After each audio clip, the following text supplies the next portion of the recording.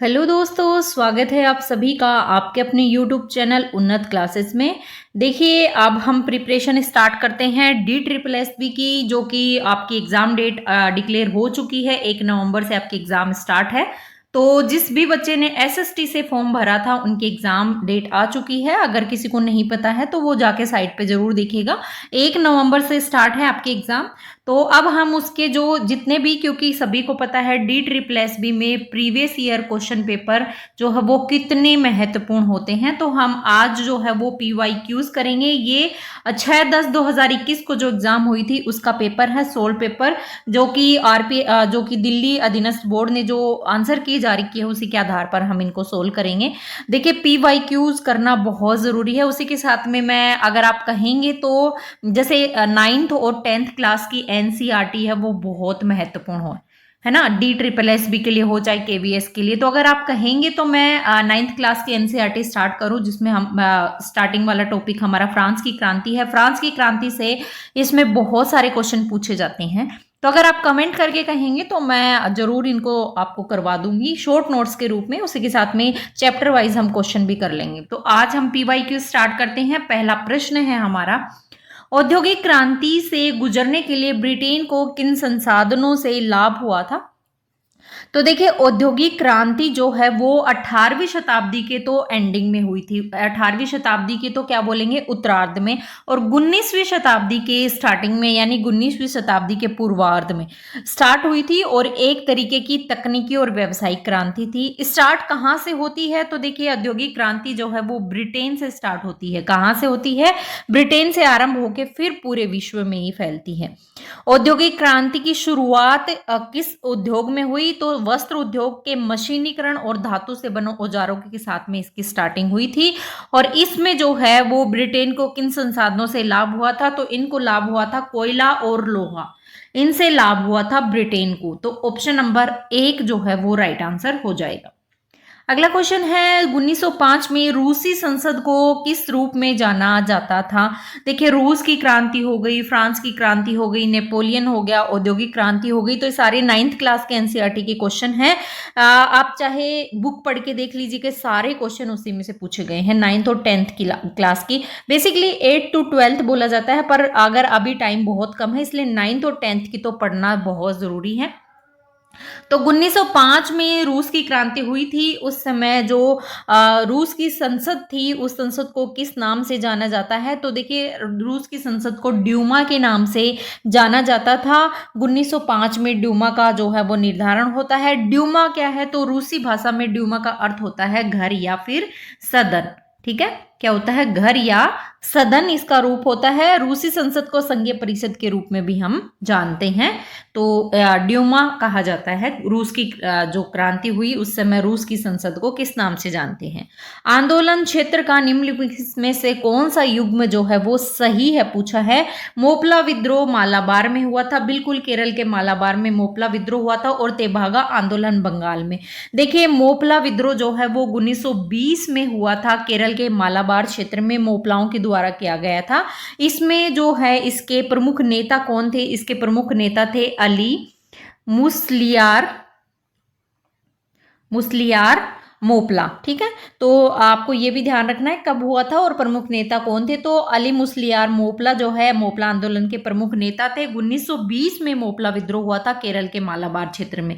अब तेभागा आंदोलन जो है वो 1946 में होता है, और ये कहाँ? बंगाल का एक प्रसिद्ध किसान आंदोलन था। तो दोनों ही आपके सामने सही है, तो 1 और 2 दोनों सही हैं। अगला क्वेश्चन है, सुरक्षा वोल्व सिद्धांत का उपयोग करते हुए नरमपंथियों पर किसने हमला किया था? देखिए, नरमपंथी और गरमपंथी दो वो थे गुट। तो नरमपंथियों पर हमला किसके द्वारा किया गया था? नरमपंथियों पर किया गया था लाला लाजपत राय के द्वारा। लाल बाल पाल तीनों ही क्या थे? गरमपंथी नेता थे। तो इन्होंने सुरक्षा वोल्व सिद्धांत भारतीय कांग्रेस की स्थापना के समय से संबंधित होता है। और लाला लाजपत राय के द्वारा इसका उपयोग करके नरमपंथियों पर हमला किया था। हमला मतलब वैसे हमला नहीं, सुरक्षा बोल सिद्धांत ला करके। और भारतीय राष्ट्रीय कांग्रेस का एक महत्वपूर्ण, ये स्थापना के समय महत्वपूर्ण माना जाता है सिद्धांत। भारतीय राष्ट्रीय कांग्रेस की स्थापना कब हुई थी? तो 1885 में मुंबई में हुई थी। A.O. ह्यूम के द्वारा इसकी स्थापना की जाती है, तो ये भी ध्यान रखिएगा। तो लाला लाजपत राय। अगला क्वेश्चन है, कानपुर में 1857 के विद्रोह का नेतृत्व किसके द्वारा किया गया था? तो देखिए 1857 का विद्रोह जो है वो स्टार्ट कहाँ से होता है? तो 1857 का विद्रोह जो है वो बैरकपुर छावनी से स्टार्ट होता है। और किसके द्वारा स्टार्ट किया जाता है? तो मंगल पांडे के द्वारा ये स्टार्ट किया जाता है। ठीक है। अब देखिए कानपुर में इसका नेतृत्व किसके द्वारा किया गया था? नाना साहब के द्वारा किया गया था। नाना साहब जो है वो पेशवा बाजीराव के दत्तक पुत्र थे। और इस विद्रोह में नाना साहब के सेनापति कौन थे? क्वेश्चन ये भी पूछ लिया जाता है। तो नाना साहब के सेनापति कौन थे? तात्या टोपे जो है वो नाना साहब के सेनापति थे इस समय। ठीक है। तो इसमें किसने जो है कानपुर से नेतृत्व किया था? नाना साहब ने। अगला क्वेश्चन है, फ्रांसीसी क्रांति के संदर्भ में निम्न से कौन फ्रांस के वित्त से संबंधित नहीं थे? कौन वित्त मंत्री थे? तो देखिए फ्रांस की क्रांति के संदर्भ में अगर वित्त मंत्री देखे तो नेकर, तुर्गो और कैलोन जो है वो वित्त मंत्री के रूप में आते हैं। जीन पॉल नेकर, वहां तीनों हैं इसमें। जीन पॉल मरात देखिए एक पत्रकार थे, और जैकोबिन जो क्लब थे उसके महत्वपूर्ण नेता थे ये जीन पॉल मरात। देखिए फ्रांस की क्रांति में बहुत सारी चीजें हैं। अगर आप कहेंगे कमेंट करके बताना कि आपको मतलब एनसीईआरटी पढ़ना है या फिर आप खुद से कर लेंगे। ठीक है। तो अगर आप कमेंट करके कहेंगे तो मैं जरूर आपको करवाऊंगी, ताकि उससे आपके बहुत सारी चीजें जो है वो क्लियर हो जाती हैं। तो देखिए जैकोबिन क्लब से संबंधित बहुत से क्वेश्चन पूछे जाते हैं एग्जाम में। तो जीन पॉल मरात हो गए, रोबस्पियर हो गए, तो ये सभी जैकोबिन क्लब से संबंधित थे। तो राइट आंसर हो जाएगा ए। बाकी तुर्गो हो गए, एनी रॉबर्ट तुर्गो, जैक्स नेकर और चार्ल्स कैलोन, ये जो है फ्रांस की क्रांति में वित्त मंत्री थे। वित्त से संबंधित इनके पास कार्यभार था। फ्रांसीसी क्रांति ने अपने सबसे हिंसक चरण द टेरर में वर्ष में प्रवेश किया था। देखिए ये क्या था द टेरर? हिंसक चरण अगर इसको बोलें तो जैकोबिन क्लब के नेता, महत्वपूर्ण नेता कौन थे? रोबस्पियर थे। ठीक है। रोबस्पियर की जो है वो शासन अवधि मानी जाती है 1793 से लेकर के 1794। ठीक है। 1793 से लेकर के 1794 जो है वो रोबस्पियर का शासनकाल माना जाता है। रोबस्पियर जो है वो जैकोबिन क्लब के महत्वपूर्ण नेता थे। और इस समय इन्होंने क्या किया था कि आतंक का शासन, या फिर आप इसको टेरर की अवधि बोल सकते हैं, रीजन ऑफ टेरर के नाम से जानते हैं। जैकोबिन जो क्लब बना था उसके नेता रोबस्पियर। अब रोबस्पियर ने किया क्या था कि रोबस्पियर ने सारी जो पावर है वो अपने हाथ में ले ली थी। उन्होंने policy of sphere control and punishment जो है वो एक नीति अपनाकर जितने भी विरोधी थे, पूर्ण राजशाही के सदस्य थे, या फिर अन्य राजनीतिक दलों के सदस्य हो गए, चर्च के सदस्य हो गए, या फिर वो जो क्या थे उनके खुद के ही दल के जो सदस्य थे, जो उनकी नीतियों के खिलाफ थे, इनकी नीतियों के विरुद्ध थे, उनको जो है वो पकड़ के मरवा देते थे। तो इस समय जो है वो रोबस्पियर ने मतलब एक आतंक का शासन स्थापित कर दिया था। इसी को टेरर की अवधि बोलते हैं, रीजन ऑफ टेरर बोलते हैं। या तो उनको मरवा देते थे या जेल में डलवा देते थे। तो एक उन्होंने क्या किया था, एक रिवोल्यूशनरी ट्रिब्यूनल का जो है इन्होंने गठन किया था कि इसका काम मुकदमे की सुनवाई करना व सजा सुनाना था। तो ये रोबस्पियर के द्वारा किया गया था। रोबस्पियर का काल मैंने अभी बताया कौन सा है, 1793 से 94 में रहा था। और ये जैकोबिन क्लब के नेता थे। फ्रांस की क्रांति में बहुत अच्छे से दे रखा है इसको। बंगाली अखबार के संपादक कौन थे? तो देखिए बंगाली अखबार के संपादक माने जाते हैं कौन? S.N. बनर्जी जो है वो बंगाली अखबार के संपादक माने जाते हैं। सुरेंद्रनाथ बनर्जी, सुरेंद्रनाथ बनर्जी ने 1883 में बंगाली अखबार का प्रकाशन किया था। और सुरेंद्रनाथ बनर्जी ने 1895 में पूना में हुआ था सम्मेलन। और 1902 में अहमदाबाद में जो कांग्रेस का अधिवेशन हुआ था उसके अध्यक्ष रहे हैं। तो ये बहुत ही महत्वपूर्ण पॉइंट जो है वो सुरेंद्रनाथ बनर्जी से आता है कि 1895 में तो कहाँ से हुआ था? 1895 में तो पूना में हुआ था। और 1902 में जो है वो अहमदाबाद में हुआ था। इसके अध्यक्ष रहे थे सुरेंद्र नाथ बनर्जी, SN बनर्जी जो है, और बंगाली अखबार के संपादक भी कौन है? सुरेंद्र नाथ बनर्जी। अगला क्वेश्चन है हमारा, जार तानाशाही जो कि मध्यकालीन अवधि से आरंभ हुई थी, किसके द्वारा प्रभावित थी? तो जार तानाशाही देखिए वो थी मंगोल परंपरा, एक प्रकार की मंगोल परंपरा से संबंधित मानी जाती है।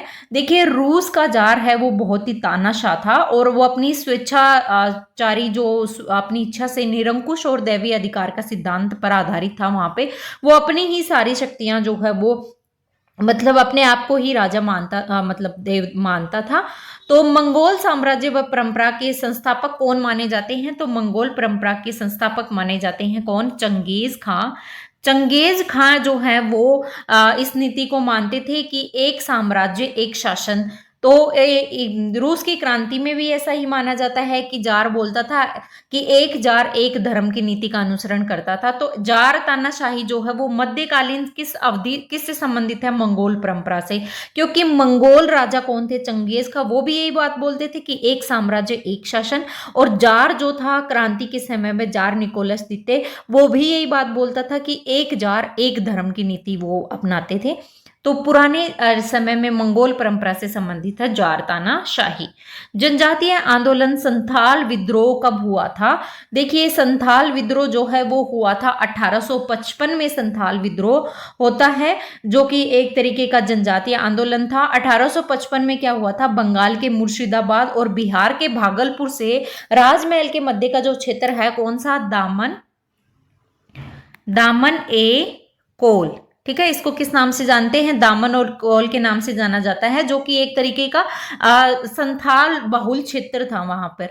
तो वहां क्या था? जमींदार और महाजन और अंग्रेज हो गए, इन लोगों ने उन पर बहुत ही अन्यायपूर्ण नीतियों का अत्याचार किया। तो इसी अत्याचार के खिलाफ जो है संथाल जनजाति के लोगों ने ये विद्रोह किया था और इसी को संथाल विद्रोह कहा जाता है 1855 में। दामन ए कोल आपको याद रखना है कौन कौन से क्षेत्र में था? बंगाल के मुर्शिदाबाद, बिहार के भागलपुर से मध्य जो राजमहल की पहाड़ियां हैं उनके मध्य का क्षेत्र दामन कोल के नाम से जानते हैं। और वो जो क्षेत्र था वो एक तरीके का संथाल बाहुल क्षेत्र था। भारतीय राष्ट्रीय कांग्रेस के प्रथम अधिवेशन के अध्यक्ष कौन थे? तो देखिए भारतीय राष्ट्रीय कांग्रेस की स्थापना मैंने अभी बताया आपको A.O. ह्यूम के द्वारा इसकी स्थापना की गई थी 1885 में। मुंबई में इसकी स्थापना होती है और प्रथम अधिवेशन जो है वो भी इसका कहां पर होता है? मुंबई में ही होता है। ठीक है, तो इस अधिवेशन की अध्यक्षता किसके द्वारा की गई थी? तो इसकी अध्यक्षता की गई थी WC बनर्जी के द्वारा। भारतीय राष्ट्रीय कांग्रेस के प्रथम अधिवेशन की अध्यक्षता की जाती है। किस वर्ष मैरी एंटोनेट हीरे के हार के घोटाले में फंस गई थी? देखिए मैरी एंटोनेट कौन थी? ये जो है फ्रांस के राजा थे कौन? लुई 16 उनकी पत्नी थी, ऑस्ट्रेलिया की राजकुमारी थी मैरी एंटोनेट। तो ये जो है वो 1785 में हीरे के हार के घोटाले में जो है वो फंस जाती है। ये बहुत ही खर्चीली और मतलब रईसी जिंदगी जीने वाली थी, लेकिन जो आप सभी को पता है जो ये था लुई 16 वो कर्ज के बोझ से दब चुका था, है ना। तो इसी वजह से 1789 में जो है वो फ्रांस की क्रांति स्टार्ट होती है। तो फ्रांस की क्रांति के पश्चात मैरी एंटोनियट को भी मृत्युदंड दिया जाता है और लुई 16 को भी मृत्युदंड दिया जाता है जनता के द्वारा। आप जब पूरी फ्रांस की क्रांति पढ़ेंगे तो ये चीज आपको बहुत अच्छे से समझ में आएगी और मैं एक स्टोरी की तरह आपको पढ़ाऊंगी।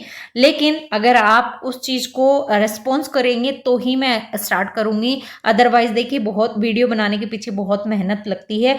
अगर आप 1-2 बच्चे देख के 15-20 देख के इसको छोड़ देते हैं तो ऐसा नहीं होगा। अगर आप अच्छा रेस्पॉन्स करेंगे तो मैं जरूर करवाऊंगी उसको, जिससे आपके देखिए फटाफट हमारा रिवीजन हो जाएगा, क्योंकि शॉर्ट नोट्स मैंने बना रखे हैं।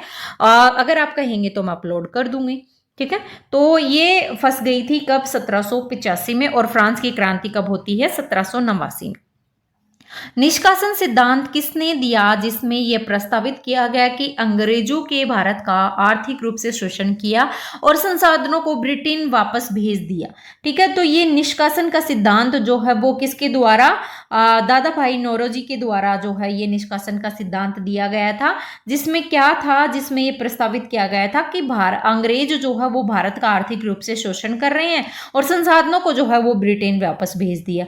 तो इस निष्कासन सिद्धांत, इसको धन के निष्कासन से संबंधित जो है वो सिद्धांत भी बोलते हैं दादा भाई नौरोजी को। और इनकी बुक कौन थी, तो बुक देखिए आपको बहुत अच्छे से याद रखनी है, poverty and British rule in India. ठीक है, दादा भाई नौरोजी की ये बुक काफी बार एग्जाम में पूछ ली जाती है। तो poverty and British rule in India, ये जो धन निष्कासन का सिद्धांत है ये इसी बुक में था, है ना। अगला क्वेश्चन है, निम्नलिखित में से कौन सा युग्म जो है वो सही है। डिसेम्बरिस्ट जो है वो देशभक्त बुद्धिमान युवा पुरुष हैं और रूसी बुद्धिजीवी है वो सुशिक्षित लोग हैं।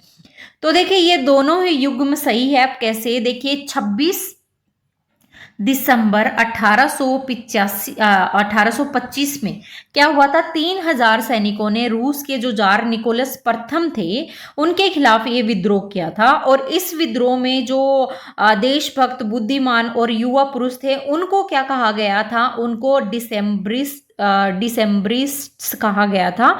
और जार का विरोध करने वाले विद्रोहियों को क्या कहा गया था, जार का विद्रोह करने वाले इन्हीं विद्रोहियों को क्या कहा था, जो कि बुद्धिमान थे, देशभक्त थे, डिसेम्बरिस्ट की संज्ञा दी गई थी। और जो बुद्धिजीवी थे वो सुशिक्षित लोग थे। ठीक है, तो ये दोनों ही जो हैं वो सही हो जाएंगे। और ये किससे संबंधित हैं, रूस से संबंधित हैं, रूस जार प्रथम से संबंधित हैं। ठीक है, 21 वर्ष में पूना सार्वजनिक सभा का गठन किया गया था। तो देखिए पूना सार्वजनिक सभा का गठन जो है वो महादेव गोविंद रानाडे जो है वो महाराष्ट्र के एक समाज सुधारक थे। और इन्होंने राजनीतिक चेतना उत्पन्न करने के लिए 1870 में पूना में जो है एक सार्वजनिक सभा की स्थापना की थी। किसके द्वारा की गई थी, महादेव गोविंद रानाडे के द्वारा जो है 1870 में किसकी स्थापना की गई, सार्वजनिक पूना सार्वजनिक सभा की स्थापना की गई। और इस सभा के अन्य सदस्य अगर देखें तो एस चिपलूंकर थे और जीवी जोशी थे। ठीक है, तो अन्य सदस्य भी आपको याद रखने हैं, महादेव गोविंद रानडे, एस चिपलूंकर और वी जोशी। ठीक है, अगला क्वेश्चन है 1904 से 1905 में रूसी जापान युद्ध को किस संधि में समाप्त कर दिया गया था। देखिए रूस की क्रांति भी जो है 1904 से स्टार्ट होती है, 1917 की फरवरी क्रांति और एक 1917 की अक्टूबर क्रांति, तो 3 भागों में इसको डिवाइड किया गया है। तो 1904-05 में रूसी जापान युद्ध को किस संधि ने समाप्त किया था, तो ये संधि कौन सी थी, पोर्ट्समाउथ की संधि ये कहलाती है। इसमें क्या था, अमेरिका के राष्ट्रपति रूजवेल्ट ने इस जो जापान और रूस का युद्ध हो रहा था इसमें मध्यस्थता की और इस युद्ध को समाप्त करवाया। किसके द्वारा, पोर्ट्समाउथ की संधि के द्वारा। अब इस संधि की शर्तें क्या क्या थी, तो इस संधि की शर्तें थी कि कोरिया पर जापान का प्रभुत्व जो है वो रूस द्वारा स्वीकार किया गया। ठीक है, कि कोरिया पर जो है वो जापान अपना प्रभुत्व रखेगा। मंचूरिया को 2 क्षेत्रों में जो है वो बांट दिया गया था और इस संधि के द्वारा ये निर्धारित किया गया था कि रूस और जापान जो है वो मंचूरिया में अपनी अपनी रेलवे लाइनों का उपयोग करके व्यावसायिक और व्यापारिक जो प्रयोजन है वो अपने क्षेत्र में करेंगे। तो ये पोर्ट्समाउथ की संधि थी 1904-05 में हुई थी। ठीक है, किसके सहयोग से, किसके मध्यस्थता से, तो अमेरिकी राष्ट्रपति रूजवेल्ट की मध्यस्थता से। निम्नलिखित में से किस दर्शन के मूल फ्रांसीसी क्रांति में थे, तो देखिए जो फ्रांसीसी क्रांति में किस दर्शन के मूल अधिक थे, तो आधुनिक राष्ट्रवाद के जो है इसमें अधिक थे। मैंने बताया था आपको 1789 में जो है वो फ्रांस की क्रांति होती है, जो वहाँ के फ्रांस के शासक की निरंकुशता के खिलाफ लोग जो है ये विद्रोह करते हैं। इसमें महान दार्शनिक कौन कौन से थे, तो महान दार्शनिक देखिए वोल्टेयर थे, रूसो थे, मोंटेस्क्यू थे। तो ये इस फ्रांस की क्रांति में महान दार्शनिक थे। और देखिए फ्रांस की क्रांति से एक महत्वपूर्ण चीज ये निकल के आती है कि फ्रांसीसी क्रांति ने हमारे विश्व को जो है वो कौन सा स्वतंत्रता समानता और बंधुत्व का जो है ये उस समय आदर्श नारा था और ये आज हमारे संविधान में भी वर्णित है। तो फ्रांस की क्रांति का महत्वपूर्ण नारा कौन सा था? स्वतंत्रता, समानता और बंधुत्व, और ये आधुनिक राष्ट्रवाद से संबंधित है। फ्रांसीसी क्रांति के संदर्भ में आप खुद ही देखिए फ्रांस की क्रांति से कितने क्वेश्चन आ गए हैं ना। और ये 9th क्लास की चैप्टर नंबर 1 है जिसमें ये सारी चीजें दी गई है। तो देखिए एनसीईआरटी पढ़ना कितना इंपॉर्टेंट हो जाता है। ठीक है, फ्रांस क्रांति के संदर्भ में 1774 में वित्त के महान नियंत्रक कौन थे? तो वित्त मंत्री मैंने 3 बताए थे आपको, तुर्गो, नेकर और कैलोन। ठीक है, तो इसमें पूछा गया है कि 1774 में कौन था? तो 1774 में जो है वो थे तुर्गो। ठीक है, तुर्गो जो है वो 1774 में वित्त महानियंत्रक थे, एनी रॉबर्ट तुर्गो। ठीक है, तो ये किसके थे? लुई 16 के। ठीक है, लुई 16 के जो है वो वित्त मंत्री थे। फ्रांस की आर्थिक स्थिति को सुधारने के लिए इन्होंने बहुत सारे प्रयास भी किए थे, जैसे कि भूमि का कुशलतापूर्वक उपयोग करना, मुक्त व्यापार नीति का अपनाना, प्रशासन का समानकीकरण करना और कोरवी कर को समाप्त करना, राज्य के खर्चों में कमी करना। परंतु जो है वो लुई 16 इन चीजों को अपना नहीं पाए और कर्ज के तले दब गए और उस कारण फ्रांस की क्रांति जो है होती है। ठीक है, और रोबेस्पियर का मैंने बताया था जैकोबिन क्लब के महत्वपूर्ण नेता थे और इन्होंने कौन सी जो अब मैंने बताई थी, इनके समय में अशांति जो है वो हो गई थी, टेरर आतंक का युद्ध जो युग कहलाता है इनके समय में। उस क्रांति का नाम बताइए जो क्रांति एक मूर्त और स्पष्ट सिद्धांत पर आधारित थी। देखिए रूस की क्रांति जो है वो एक मूर्त और स्पष्ट सिद्धांत पर आधारित मानी जाती है। कौन सी क्रांति? रूस की क्रांति। 1917 में रूस की क्रांति मुख्य रूप से होती है जिसमें कि पिछड़ी अर्थव्यवस्था, किसानों और मजदूरों की दयनीय स्थिति को, निरंकुश शासन, सभी के अत्याचार के परिणाम स्वरूप ये क्रांति हुई थी और ये जो है वो 2 भागों में डिवाइड हो गई थी, बोल्शेविक और मोन्शेविक। बोल्शेविक दल के नेता इस क्रांति में प्रमुख नेता थे। तो रूस की क्रांति जो है वो चैप्टर नंबर अध्याय 2 में दिया गया। फ्रांस की क्रांति 9th क्लास के अध्याय 1 और अध्याय 2 जो है वो रूस की क्रांति है। 1857 का विद्रोह कब शुरू हुआ था? तो मैंने आपको बताया था 1857 का विद्रोह जो है वो 10 मई 1857 को मेरठ से स्टार्ट होता है। मेरठ की 3री कैवेलरी रेजिमेंट के सैनिकों द्वारा चर्बी युक्त जो भी कारतूस थे जिन पर बोलते थे गाय और सुअर की चर्बी लगी होती है, तो उनका उपयोग करने के लिए इन्होंने मना कर दिया था। तो मेरठ की बैरकपुर छावनी से जो है वो 10 मई 1857 को ये विद्रोह स्टार्ट होता है। इसमें राजनीतिक और अंग्रेजों की व्याप्तगत नीति का सिद्धांत भी लागू होता है कि व्याप्तगत नीति अपनाई जा रही थी, तो इसका भी जो है राजनीतिक लोगों ने विरोध किया था। तो 10 मई 1857 को होती है और इस समय ब्रिटेन के प्रधानमंत्री कौन थे? तो ब्रिटेन के प्रधानमंत्री थे वेंसकोट पॉम्स्टन। ठीक है, पॉम्स्टन, ध्यान रखना है। अगला क्वेश्चन है निम्नलिखित में से कौन सा स्थलीय ग्रह है? ज्योग्राफी के क्वेश्चन है। तो देखिए स्थलीय ग्रह माना जाता है, किसको माना जाता है? शुक्र को। शुक्र को पृथ्वी की जुड़वा बहन, जुड़वा ग्रह की संज्ञा भी दी जाती है और ये जो है वो शुक्र है वो सूर्य से दूसरे नंबर का ग्रह है। ठीक है, पहले मरक्यूरी फिर वीनस आता है सेकेंड नंबर पे, तो दूसरे नंबर का ग्रह है और इसको हम किस नाम से और जानते हैं? भोर का तारा कहते हैं, भोर का तारा। ठीक है, और सांझ का तारा भी कहा जाता है।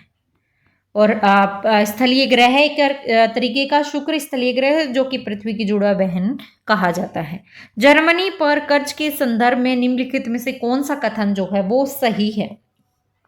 ठीक है, तो देखिए 1953 में लंदन संधि 2 जर्मनियों के एकजुट होने तक क्षतिपूर्ति के भुगतान को निलंबित करने पर सहमत हुई थी। तो बिल्कुल देखिए ये सही है एकदम कि 1953 में जो लंदन की संधि हुई थी 2 जर्मनियों को एकजुट करते हुए क्षतिपूर्ति के भुगतान को निलंबित करने में सहमत हुई। तो पहला तो सही है। कर्ज का आखिरी भुगतान जर्मनी द्वारा 2019 में किया गया। तो देखिए ये कथन जो है वो गलत हो जाएगा, तो इसमें राइट आंसर आपका क्या हो जाएगा? केवल 1 जो है वो सही है। अगला है निम्नलिखित में से कौन से भूकंपीय तरंग की चाल ठोस पदार्थ में सबसे अधिक है? तो देखिए भूकंपीय तरंगे आप सभी को पता है, प्राथमिक तरंगे, द्वितीय तरंगे और सतही तरंगे होती हैं, पी वेव, एस वेव और पी एस वेव। ठीक है, तो इसमें पूछा है कौन सी भूकंपीय तरंगे जो है वो ठोस पदार्थ में सबसे अधिक होती है। तो ठोस पदार्थ में जो है पी वेव प्राथमिक तरंगे जो है वो ठोस पदार्थ में सबसे अधिक होती हैं। भूकंपीय तरंगे जो है वो ठोस, तरल और गैस तीनों माध्यम से गमन करती हैं। ठीक है, तो ये ध्यान में रखना है आपको। भूकंपीय तरंगों का वेग जो है वो अधिक घनत्व वाले पदार्थों से गुजरने पर बढ़ जाता है और कम घनत्व वाले पदार्थों से गुजरने पर जो है वो घट जाता है। तो ये चीज ध्यान में रखना है। तो राइट आंसर इसका क्या हो जाएगा, केवल एक जो है वो सही हो जाएगा। अगला है अंतर्राष्ट्रीय न्यायालय आईसीजे के संदर्भ में निम्नलिखित में से कौन सा कथन सही है। अंतर्राष्ट्रीय न्यायालय आईसीजे के संदर्भ में पूछा है। तो देखिए, अंतर्राष्ट्रीय न्यायालय केवल जल विवादों की मध्यस्थता करता है, क्या ऐसा होता है? तो देखिए, ये पहला जो है वो गलत हो जाएगा। अंतर्राष्ट्रीय न्यायालय जो है वो केवल इसकी किसकी जल विवादों की मध्यस्थता नहीं करता। पर्यावरणीय क्षेत्र अधिकार अंतर्राष्ट्रीय न्यायालय की शक्ति में शामिल नहीं है, तो ये भी गलत हो जाएगा। ये तो है, तो इसमें दोनों ही जो है वो गलत हो जाएंगे, तो ना ए और ना ही दो। देखिए, अंतर्राष्ट्रीय न्यायालय की स्थापना जो है वो होती कब है? तो 1945 में सैन फ्रांसिस्को सम्मेलन होता है। सैन फ्रांसिस्को सम्मेलन के द्वारा अंतर्राष्ट्रीय न्यायालय की स्थापना होती है। और इसका मुख्यालय कहाँ है? तो मुख्यालय द हेग में इसका मुख्यालय है। ठीक है, पूछ लिया जाता है।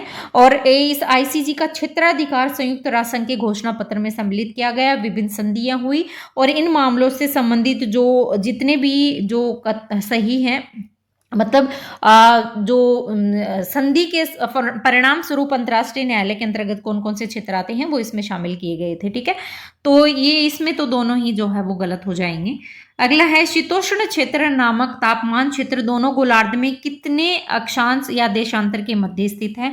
तो देखिए, शीतोष्ण क्षेत्र जो है वो अगर देखिए गोलार्ध में तो 23 डिग्री 23.5 डिग्री से 66.5 डिग्री अक्षांश के बीच में जो है वो शीतोष्ण गोलार्ध स्थित होता है। ऐसे आप पृथ्वी बनाएंगे तो 0 डिग्री अक्षांश हो गए और 23.5 से 66.5 के बीच में जो है वो शीतोष्ण क्षेत्र जो है वो स्थित है। तो दोनों गोलार्ध में, यहाँ उत्तरी गोलार्ध में भी और दक्षिणी गोलार्ध में भी 23.5 से 66.5 डिग्री। ठीक है, अगला क्वेश्चन है एक जीव मंडल से मतलब किससे बना वैश्विक पारिस्थितिकी तंत्र होता है? तो एक जीव मंडल देखिए कार्बनिक घटक और ऊर्जा घटक दोनों से ही मिलकर बना एक पारिस्थितिकी तंत्र होता है। तो राइट आंसर इसका क्या हो जाएगा? ऑप्शन नंबर 4 हो जाएगा। देखिए, जो जीव मंडल है हमारा वो कार्बनिक और ऊर्जा घटक दोनों से मिलकर बनता है। एक निश्चित स्थान और समय और उसकी भौगोलिक इकाई की जो सभी जीवित जीव और पर्यावरण है उनके बीच में जो संतुलन समुच्चय होता है उसको हम क्या बोलते हैं? पारिस्थितिकी तंत्र बोलते हैं। क्या बोलते हैं? पारिस्थितिकी तंत्र। ये परिभाषा आप सभी को पता होनी चाहिए। पारिस्थितिकी तंत्र की संरचना वो है जैविक संगठन और अजैविक संगठन और ऊर्जा संगठन तीनों से मिलकर बनती है। इसमें महत्वपूर्ण योगदान रहता है किसका? जैविक संगठन का, अजैविक संगठन का और किसका? ऊर्जा संगठन का, है ना। तो ये तीनों से मिलकर जो है वो इसमें महत्वपूर्ण योगदान देता है पारिस्थितिकी तंत्र में। अगला क्वेश्चन है हमारा ऑस्ट्रियन और हंगरियन द्वारा किस साम्राज्य का शासन किया गया था? तो देखिए, ऑस्ट्रियन और हंगरियन के द्वारा जो है वो हैब्सबर्ग साम्राज्य का जो है वो शासन किया गया था। यूरोप की डैन्यूब नदी के दोनों ओर वाला भूभाग जो है वो ऑस्ट्रिया के नाम से जाना गया। कौन सा? डैन्यूब नदी। अब डैन्यूब नदी कहाँ? यूरोप में है। ठीक है, यूरोप में इन नदी के दोनों भूभाग वाले क्षेत्र को ऑस्ट्रिया और 13वीं शताब्दी में यहाँ पर जो है वो किसका? हैब्सबर्ग वंश का जो है वो शासन था। हैब्सबर्ग का जो राजशाही है वो इतिहास में अगर देखें 1273 ईस्वी में जर्मनी के राजा के रूप में कौन थे? रुडोल्फ प्रथम के चुनाव हुए थे 1282 में और अपने क्षेत्र की वापसी के लिए इन्होंने ऑस्ट्रेलिया के जो डची क्षेत्र था वहां पर इन्होंने अधिग्रहण स्टार्ट कर दिया था। तो ऑस्ट्रिया और हंगरी के द्वारा किस साम्राज्य का शासन किया था? हैब्सबर्ग साम्राज्य ने यहाँ पर शासन किया था। ठीक है, अगला क्वेश्चन है निम्नलिखित में से कौन सा घास का मैदान न्यूजीलैंड में पाया जाता है? तो देखिए, घास के मैदान बहुत इंपॉर्टेंट है। देखिए, न्यूजीलैंड में कौन सा पाया जाता है? तो पंपास जो है वो कहाँ पर पाया जाता है? पंपास आपके अर्जेंटीना में पाया जाता है। ठीक है, ऑस्ट्रेलिया के दक्षिणी पूर्वी जो भाग है शीतोष्ण कटिबंधीय घास के मैदान उनको डाउन्स कहा जाता है। तो न्यूजीलैंड में जो है वो कैंटरबरी घास के मैदान पाए जाते हैं। ऑप्शन नंबर 4 जो है वो राइट आंसर होगा। जलवायुये आरेख के अंतर्गत मग्गी शब्द निम्नलिखित में से किस जलवायु दशाओं को संदर्भित करता है? तो मग्गी का अर्थ क्या होता है? मग्गी का अर्थ होता है शीत और शुष्क जलवायु। ठीक है, शीत और शुष्क जलवायु जो है वो मग्गी कहलाती है। ऑप्शन नंबर, अगर इसमें इसके हिसाब से देखें तो 2 हो जाएगा, है ना। भूप्रवार पिच्छक सिद्धांत सबसे पहले किसके द्वारा प्रस्तावित किया गया था?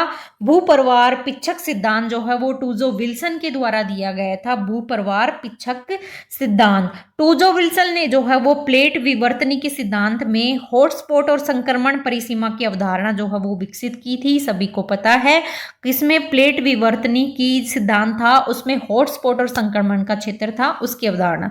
विल्सन के सिद्धांत वो है जो है गहरे महासागरीय गर्त, पर्वतीय श्रृंखलाएं, ज्वालामुखी श्रृंखलाएं, वृहद भूकंपीय क्षेत्रों के वितरण को समझाने के लिए इसमें महत्वपूर्ण भूमिका निभाते हैं। तो भूप्रवार पिच्छक सिद्धांत किसके द्वारा? टूजो विल्सन के द्वारा दिया गया। भूविज्ञान में वलन जिनमें एक वलन के 2 अंगों के बीच का कोण न्यून होता है, वो कौन सा वलन होता है? तो जिनमें 2 वलन अंगों के बीच का कोण जो है वो न्यून होता है वो बंद वलन कहलाता है। बंद वलन जिसमें 2 वलनों के बीच का कोण है वो न्यून होता है वो बंद वलन कहलाते हैं। और जो शैल संस्तर होती हैं उनमें ये जो वलन जो है वो उत्पन्न मोड़ होता है उसको वलन कहते हैं। शैल संस्तरों में उत्पन्न मोड़ को क्या कहा जाता है? वलन कहा जाता है। और जिन वलनों के बीच में न्यून कोण बनता है उसको बंद वलन कहा जाता है। निम्नलिखित में से कौन सा युग्म जो है वो सही है? ठीक है, बेनेटो मुसोलिन फांसीवादी थे और एडॉल्फ हिटलर जो है वो नाजीवाद थे। तो देखिए बिल्कुल ये सही है, जो मुसोलिन थे वो फांसीवाद थे और एडॉल्फ हिटलर जो है वो नाजीवाद थे। तो दोनों ही आपके सामने सही हो जाते हैं। बेनेटो मुसोलिन जो है वो कहाँ के नेता थे? इटली के नेता थे। कहाँ के थे? इटली के नेता थे, जिन्होंने राष्ट्रीय फासिस्टवाद दल की स्थापना की थी। फासिस्ट दल का जो है इन्होंने नेतृत्व किया था। और हिटलर जो है वो जर्मनी का तानाशाही नेता था। कहाँ का था? जर्मनी का। और इन्होंने राष्ट्रीय समाजवादी जर्मनी का अंगार दल जो है उसकी स्थापना की थी। तो दोनों यही सही है। किस वर्ष में जर्मनी में वर्साय की संधि पर हस्ताक्षर किए गए थे? तो वर्साय की संधि पर हस्ताक्षर किए गए थे 1919 में वर्साय की संधि होती है, जिसमें कि क्या होता है, वर्साय के संधि में यूरोप के राजनीतिक वातावरण को अशांत करने के लिए ये कार्य किया गया था, जिसके परिणाम स्वरूप क्या हुआ था? 1939 में जो है वो द्वितीय विश्व युद्ध जो है वो आरंभ हो गया था। प्रथम विश्व युद्ध में पराजित होने के बाद में ये हुआ था, जिसमें जर्मनी ने 28 जून 1919 को वर्साय की संधि पर हस्ताक्षर किए थे। तो ये 1919 में वर्साय की संधि होती है और फिर उसके बाद में इसके परिणाम स्वरूप 1939 में द्वितीय विश्व युद्ध जो है वो स्टार्ट हो जाता है। तो वर्साय की संधि कब हुई थी? अगर डेट आपसे पूछे तो 28 जून 1919 को। ठीक है, अगला क्वेश्चन है किस वर्ष में पेरिस कम्युन्यूस हुआ था? तो कम्यून हुआ था, तो पेरिस कम्यून जो है वो हुआ था 1871 में। पेरिस कम्यून हुआ था 1871 में। इसमें क्रांतिकारी आंदोलन था जिसमें सर्वहारा वर्ग ने अपनी क्या कही थी? सर्वहारा वर्ग ने अपनी गुलामी को सामंतशाही व्यवस्था से स्वतंत्र कराने का इसने प्रयास किया था। और इस विद्रोह के बाद जो है इतिहास में पहली बार सर्वहारा सत्ता जो है वो स्थापित हुई थी पेरिस कम्यून के द्वारा। पेरिस कम्यून की सरकार जो है वो मात्र और मात्र 72 दिन चली थी। ठीक है, तो ये भी आपको ध्यान रखना है, 1871 में ही हुई थी। अगला क्वेश्चन है पहला देश जहां समाजवाद का निर्माण हुआ था, तो पहला देश कौन सा था? सोवियत रूस जो है वहां पर सबसे पहले समाजवाद का निर्माण हुआ था। कार्ल मार्क्स जो है वो कार्ल मार्क्स जो है वो वैज्ञानिक समाजवाद के जनक कहलाते हैं। वैज्ञानिक समाजवाद के जनक कौन कहलाते हैं? Karl Marx. ठीक है, तो 1871 में पेरिस कम्यून हुआ था, मैंने अभी बताया था आपको। और इसमें अल्प समय में एक समाजवादी राज्य की स्थापना हुई थी। और उसके बाद में 1917 में जो है 1917 में स्थायी समाजवाद राज्य सोवियत समाजवादी गणराज्य संघ की स्थापना करता है। तो समाजवाद का निर्माण सबसे पहले सोवियत रूस के द्वारा होता है। ठीक है, आज हम इतने ही प्रश्न करेंगे, बाकी कल के वीडियो में हम और क्वेश्चन को देखेंगे। ठीक है, तो ये सारे जो हैं वो 2021 में जो पेपर हुआ था एसएसटी का, वो 6-10 को उसका ये क्वेश्चन है। बाकी जो DSSS ने आंसर की जारी की है उसी के आधार पर ये क्वेश्चन है। अगर आप कहेंगे तो मैं एनसीईआरटी स्टार्ट करूं, ठीक है, तो एनसीईआरटी करेंगे, साथ में ही अपन ये PYQs भी करते रहेंगे। तो मिलते हैं फिर कुछ ऐसे ही महत्वपूर्ण प्रश्नों के साथ एक नई वीडियो में। जय हिंद, जय भारत। हाँ, एक चीज भूल गई, आपको वीडियो को लाइक और शेयर करना है। चैनल को अभी तक सब्सक्राइब नहीं किया तो सब्सक्राइब कर लेना है, बेल आइकन को भी प्रेस कर लेना है, जिससे कि सबसे पहले नोटिफिकेशन आपको मिल सके। ठीक है, और वीडियो पूरा देखा करिएगा, एग्जाम में पास होना है तो। ठीक है, मिलते हैं फिर नेक्स्ट वीडियो में। जय हिंद, जय भारत।